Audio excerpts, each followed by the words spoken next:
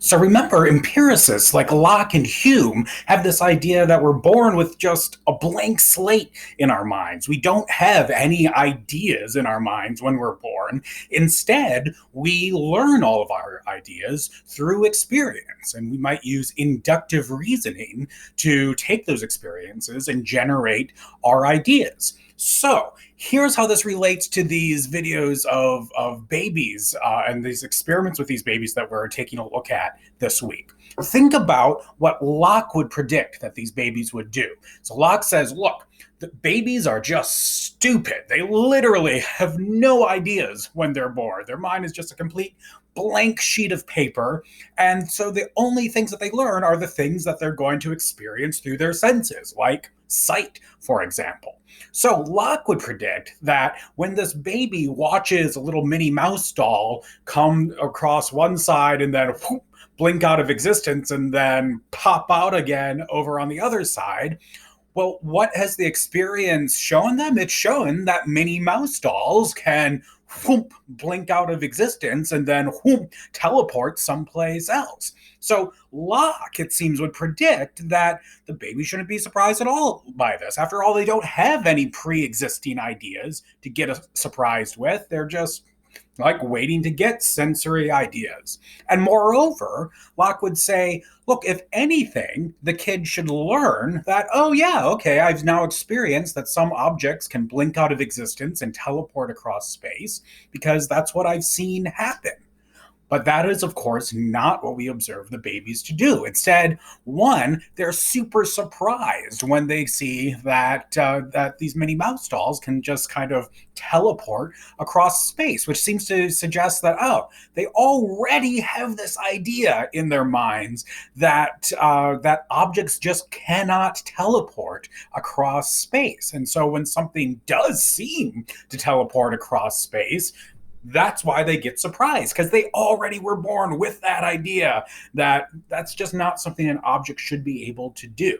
Now you might say, well, yeah, but maybe, they had already just learned through their prior sensory experience that, they performed some induction that, well, look, I've never seen anything teleport across space, so therefore I conclude using inductive reasoning that nothing teleports across space.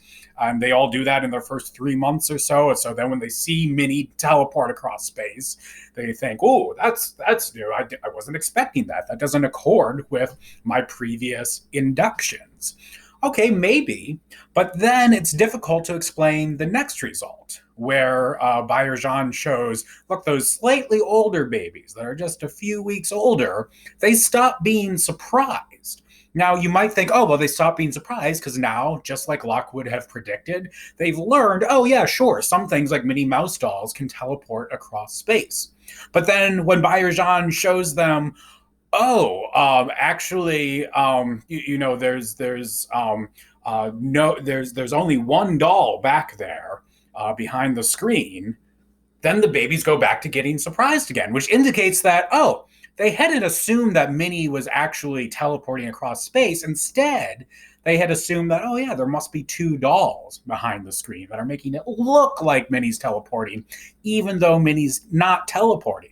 So look, the babies are doing exactly the opposite of what Locke would predict that they would do. Locke would predict, look, they've seen that Minnie teleports across space. They've seen it happen several times. So they should come to learn, yes, every time I've seen Minnie, she's been able to teleport across space. Therefore, Minnie can teleport across space.